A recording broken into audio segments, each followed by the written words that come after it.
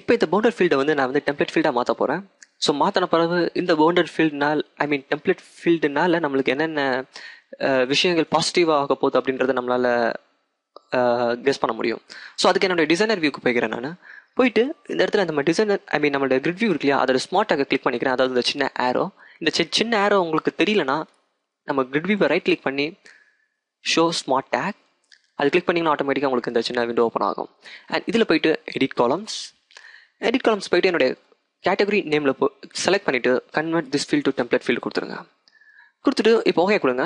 கொடுத்துட்டு வந்துட்டு நம்ம கிரிட் வியூவில் இந்த கேட்டகரி நேமோடைய இந்த காலத்தை பார்த்தீங்கன்னா உங்க சோர்ஸ் வியூவில் போயிட்டு உங்களுக்கு டிஃப்ரென்ஸ் தெரியும். ஒரு டெம்ப்ளேட் ஃபீல்டு கிரியேட் ஆயிருக்கும். ஸோ இந்த ஃபீல்டுக்கும் இந்த காலத்துக்கும் நிறைய டிஃப்ரென்ஸ் இருக்கு பாருங்க. இந்த காலத்தில் வந்து வெறும் பவுண்டர் ஃபீல்டுன்னு மட்டும் இருக்கு. அண்ட் இந்த காலத்தில் பார்த்தீங்கன்னா ஒரு டெம்ப்ளேட் ஃபீல்டு இருக்கு. இதுக்குள்ள பார்த்தீங்கன்னா ஐட்டம் டெம்ப்ளேட், எடிட் டெம்ப்ளேட் அப்படின்னு இருக்கு. ஸோ இந்த எடிட் டெம்ப்ளேட்டை பற்றி நம்ம லேட்டராக பார்க்கலாம். ஸோ ஃபர்ஸ்ட் இந்த ஐட்டம் டெம்ப்ளேட்டை பார்க்கலாம். ஸோ இந்த ஐட்டம் டெம்ப்ளேட் தான் வந்து நமக்கு இந்த கிரிட் வியூ மேலே வந்து டிஸ்பிளே பண்ணுது. ஸோ இங்கே வேல்யூ டிஸ்பிளே பண்ணுது இல்லையா. ஸோ இந்த வேல்யூ வந்து எந்த லேயர் டிஸ்பிளே பண்ணுதுன்னா நம்மளுடைய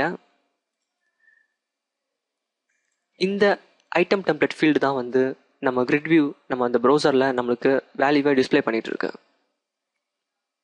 ஓகே, பட் இதில் பார்த்தீங்கன்னா இதில் ஃபூட்டர் கண்ட்ரோலே இல்லை. ஸோ நம்மளுக்கு ஆக்சுவலி ஃபூட்டர் கண்ட்ரோல் தேவை. ஸோ அதுக்கு நான் என்ன பண்ணிக்கிறேன், என்னோட டிசைனர் வியூக்கு போயிட்டு என்னுடைய அந்த ஸ்மார்ட் டேக்கை கிளிக் பண்ணுறேன். கிளிக் பண்ணிட்டு பார்த்தீங்கன்னா கீழே எடிட் டெம்ப்ளேட் இருக்கு இல்லையா, அதை நான் கிளிக் பண்ணுறேன். கிளிக் பண்ணோன்னா ஆட்டோமேட்டிக்காக எனக்கு டிஃபால்ட்டாக என்னோட ஐட்டம் டெம்ப்ளேட் வரும். நான் என்ன பண்ணிக்கிறேன், இந்த டிஸ்பிளே டேக் இருக்குல்ல, இந்த ட்ராப் டவுன் நான் கிளிக் பண்ணி என்னுடைய கேட்டகரி நேமை செலக்ட் பண்ணுறேன். ஸோ தட் எனக்கு இந்த டெம்ப்ளேட்டில் இருக்க எல்லா ஃபீல்டையும் என்னால் ஆக்சஸ் பண்ண முடியும். இதில் பார்த்தீங்கன்னா ஆல்டர்னேட்டிவ் ஐட்டம் டெம்ப்ளேட் இருக்குது. ஃபர்ஸ்ட் ஐட்டம் டெம்ப்ளேட் இருக்குது. And edit item template, header template, footer template. So நம்ம இதில் பார்க்க போகிற கண்ட்ரோல்ஸ் வந்து இந்த ஃபூட்டர் டெம்ப்ளேட் மட்டும்தான். இந்த மேலே இருக்க மிச்சம் 4 லேயரை பற்றியும் நான் வந்து என்னோட லேட்டர் வீடியோஸில் சொல்கிறேன். இந்த ஃபூட்டர் கண்ட்ரோல் இருக்கு இல்லையா, இப்போ நான் என்ன பண்ணிக்கிறேன், இந்த ஃபூட்டரில் என்னோட இந்த டெக்ஸ்ட் பாக்ஸை எடுத்துகிட்டு போயிட்டு நான் என்னுடைய ஃபூட்டரில் போட்டுட்டு என்னுடைய ஃபைலை நான் சேவ் பண்ணுறேன். சேவ் பண்ணிட்டு என்னுடைய கோட் பிஹைண்ட் ஃபைலுக்கு வரேன், அதாவது .cs ஃபைல். இங்கே பார்த்தீங்கன்னா ஆட்டோமேட்டிக்காக என்னுடைய டெக்ஸ்ட் பாக்ஸ் 1.txt அப்படின்ற டெக்ஸ்ட் பாக்ஸை என்னால் கால் பண்ண முடியாமல் போயிடும். அதுக்கு ரீசன் என்னென்னா, நான் இந்த டெக்ஸ்ட் பாக்ஸை தூக்கி இந்த கிரிட் வியூ ஃபூட்டருக்கு உள்ளே போட்டனால இந்த டெக்ஸ்ட் பாக்ஸை என்னால் நார்மலாக கண்டுபிடிக்க முடியாது. ஸோ இப்போ இந்த கிரிட் வியூ ஃபூட்டருக்கு உள்ளே இருக்க இந்த டெக்ஸ்ட் பாக்ஸை நான் கண்டுபிடிக்கணும்னா எனக்கு சம் ஸ்பெஷல் கோட்ஸ் தேவை. ஸோ அதை தான் நம்ம இப்போ பண்ண போகிறோம். நான் இந்த பட்டன் கிளிக்குள்ளே நான் அதை எழுத போகிறேன்.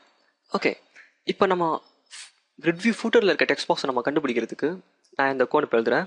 ஜஸ்ட் சிம்பிள், நம்ம வந்து ஒரு டெக்ஸ்ட் பாக்ஸ் கண்ட்ரோலில் தான் கண்டுபிடிக்க போகிறோம். அதாவது இந்த கிரிட் வியூக்கு உள்ளே இருக்கிறது வந்து ஒரு டெக்ஸ்ட் பாக்ஸ். ஸோ அதுக்காக நான் என்ன பண்ணிக்கிறேன், என்னோட டெக்ஸ்ட் பாக்ஸ் அப்படின்னு நான் டைப் பண்ணிக்கிறேன், ஸ்பேஸ். இப்போ இந்த டெக்ஸ்ட் பாக்ஸ், இந்த கிரிட் வியூ ஃபூட்டரில் இருக்க டெக்ஸ்ட் பாக்ஸ் இருக்கு இல்லையா, இப்போ நம்ம வந்து இப்போ அந்த கிரிட் வியூ ஃபூட்டரில் சம் மெசேஜஸ் அடிச்சுட்டு இந்த பட்டன் கிளிக் பண்ண உடனே இதுக்குள்ளே இருக்க நம்ம டைப் பண்ணியிருக்கோம் அந்த இன்ஃபர்மேஷன், அந்த டெக்ஸ்ட் பாக்ஸ்க்குள்ளே நம்ம டைப் பண்ணியிருக்க அந்த லெட்டர்ஸ் எல்லாமே வந்து என்ன ஒரு டூப்ளிகேட்டான ஒரு டெக்ஸ்ட் பாக்ஸில் வந்து ஸ்டோர் ஆகும். ஸோ அந்த டூப்ளிகேட்டுக்கான ஒரு டெக்ஸ்ட் பாக்ஸ் கிரியேட் பண்ணுறோம் இல்லையா, அதோட பேர் தான் நம்ம இங்கே இப்போ கொடுக்கணும். ஸோ இதுக்கு வந்து நான் என்ன பண்ணிக்கிறேன், txt box 1 அப்படின்னு நான் கொடுத்துக்கிறேன். அண்ட் இப்போ வந்து equal open and close braces and இதுக்குள்ளே நம்ம டெக்ஸ்ட் பாக்ஸ், ஏன்னா நம்ம டெக்ஸ்ட் பாக்ஸை கண்டுபிடிக்க போகிறோம். அண்ட் அண்ட் நெக்ஸ்ட் அதுக்கு அடுத்த க்ளோஸ் ப்ராக்கெட்ஸ்க்கு அதுக்கப்புறம் நம்ம வந்து எந்த டெக்ஸ்ட் பாக்ஸை கண்டுபிடிக்க போகிறோம் அப்படின்னு நம்ம சொல்லிட்டோம். ஆனால் அது எந்த கண்ட்ரோலுக்குள்ளே இருக்குது அப்படின்றத நம்ம சொல்லணும். அது எந்த கண்ட்ரோல்னா கிரிட் வியூ 1க்குள்ளே இருக்க டெக்ஸ்ட் பாக்ஸ். ஏன்னா இந்த கிரிட் வியூக்கு உள்ளே தான் இந்த டெக்ஸ்ட் பாக்ஸ் இருக்குது. ஸோ அதுக்காக நான் என்ன பண்ணிக்கிறேன், என்னோட கிரிட் வியூவை நான் மென்ஷன் பண்ணிக்கிறேன். So grid view 1. இப்போ இதில் ஒரு டாட் வைக்கிறேன். இப்போ இந்த கிரிட் வியூக்கு உள்ளே தான் இந்த ஃபூட்டர் டெம்ப்ளேட்டுக்கு உள்ளே தான் இந்த டெக்ஸ்ட் பாக்ஸ் இருக்குது. ஸோ அதனால நான் என்ன பண்ணிக்கிறேன், ஜஸ்ட் நீங்கள் அந்த டாட் செலக்ட் பண்ணுங்கள், உங்களுக்கு இந்த கீழே பாப்அப் மாதிரி வரும். அதில் வந்து ஃபூட்டர் ரோ. ஸோ அந்த கிரிட் வியூவில் இருக்க ஃபூட்டரில் இருக்க அந்த ஃபூட்டர் ரோல் இருக்கு இல்லையா, அந்த ஃபூட்டர் தான் ஃபூட்டர் ரோல்னு சொல்கிறாங்க. அந்த ஃபூட்டர் ரோவில் இருக்க டெக்ஸ்ட் பாக்ஸை நம்ம கண்டுபிடிக்கணும். அதுக்கு வந்து ஃபைண்ட் கண்ட்ரோல். ஸோ இதை ஞாபகம் வச்சுக்கோங்க. அண்ட் இப்போ open and close brackets semicolon, நமக்கு தெரியும் செமிகாலன் வந்து எண்ட் ஆஃப் த லைன் அப்படின்னு சொல்லிட்டு. அண்ட் இந்த ஓப்பன் அண்ட் க்ளோஸ் ப்ராக்கெட்ஸ்க்கு உள்ள நான் வந்து 2 டபுள் கோட்ஸ் போட்டுக்கிறேன். இப்போ இந்த டபுள் கோட்ஸ்க்கு உள்ள வந்து நான் என்ன பண்ணிக்கிறேன், இந்த டெக்ஸ்ட் பாக்ஸ் நேமை நான் மென்ஷன் பண்ணுறேன், டெக்ஸ்ட் பாக்ஸ் 1. நான் அதோட ஐடியை கரெக்டாக எடுத்துக்கிறேன், டெக்ஸ்ட் பாக்ஸ் 1. அண்ட் அதை வந்து நான் இங்கே கொடுத்துட்றேன், டெக்ஸ்ட் பாக்ஸ் 1. அண்ட் இப்போ என்னோட டிசைன் வியூவில் நான் வந்து என்ன பண்ணிக்கிறேன், ஒரு லேபிள் ஒன்று போட்டுக்கிறேன்.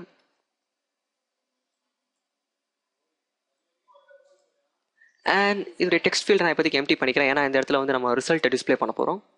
அதுக்காக நான் வந்து ரிசல்ட் லேபிள்னு அப்படின்னு சொல்லிட்டு அந்த லேபிளுக்கு ஒரு ஐடியா கொடுத்துட்றேன். அண்ட் நான் என்னுடைய அந்த பேஜை சேவ் பண்ணிக்கிறேன். அண்ட் இப்போ என்னோட கோட் பிகன் ஃபைலில் வந்துட்டு அந்த ரிசல்ட் லேபிளில் ஜஸ்ட் கால் பண்ணுறேன் .text. இதை எப்படி கால் பண்ணுறேன் அப்படின்றத நான் முன்னாடி என்னுடைய ப்ரீவியஸ் வீடியோவில் சொல்லியிருக்கேன் இல்லையா. ஸோ உங்களுக்கு டவுட் இருந்தால் என்னுடைய ப்ரீவியஸ் வீடியோலேருந்து வாங்க.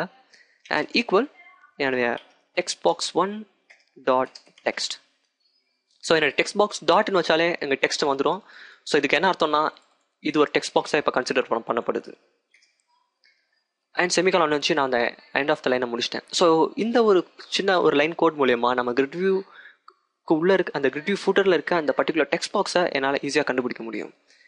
அண்ட் சேவ் பண்ணிக்கிறேன். என்னுடைய ஃபைலை வந்து நான் இப்போது ரைட் கிளிக் பண்ணி வியூ இன் ப்ரௌசருக்கு போகிறேன்.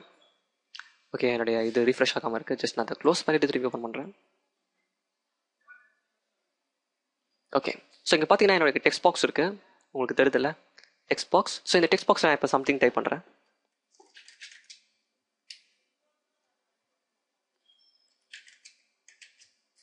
சும்மா திஸ் இஸ் டெமோ அப்படின்னு டைப் பண்ணுறேன். அண்ட் இப்போ வந்து நான் இந்த பட்டனை இப்போ கிளிக் பண்ணுறேன். ஸோ கிளிக் பண்ணோன்னா ஆட்டோமேட்டிக்காக என்னால் வந்து திஸ் இஸ் டெமோ அப்படின்ற ஏரியாவில் வந்து இந்த லேபிளில் டிஸ்பிளே ஆகும். ஸோ அதேமாதிரி இங்கே என்ன இன்ஃபர்மேஷன் நம்ம டைப் பண்ணாலும் பட்டன் கிளிக் மூலியமா இந்த கிரிட் வியூ ஃபூட்டரில் இருக்க கண்ட்ரோல்ஸை வந்து கிரிட் வியூ ஃபூட்டரில் இருக்க இந்த டெக்ஸ்ட் பாக்ஸ் கண்ட்ரோலில் இருக்க இன்ஃபர்மேஷனை வந்து என்னால் இந்த லேபிளில் ஈஸியாக டிஸ்பிளே பண்ண முடியும்.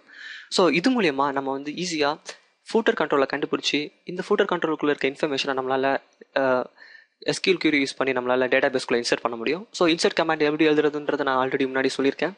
பட் நான் முன்னாடி சொன்னது வந்து ஒரு ப்ரொஃபஷனல் வே கிடையாது, ஏன்னா அதில் SQL இன்ஜெக்ட் ஆகும். என்னுடைய லேட்டர் வீடியோஸில் நான் வந்து எப்படி ஒரு SQL இன்ஜெக்ஷனை அவாய்ட் பண்ணி எப்படி ஒரு இன்சர்ட் கமாண்ட் எழுதுறது அப்படின்றத நான் சொல்ல போகிறேன்.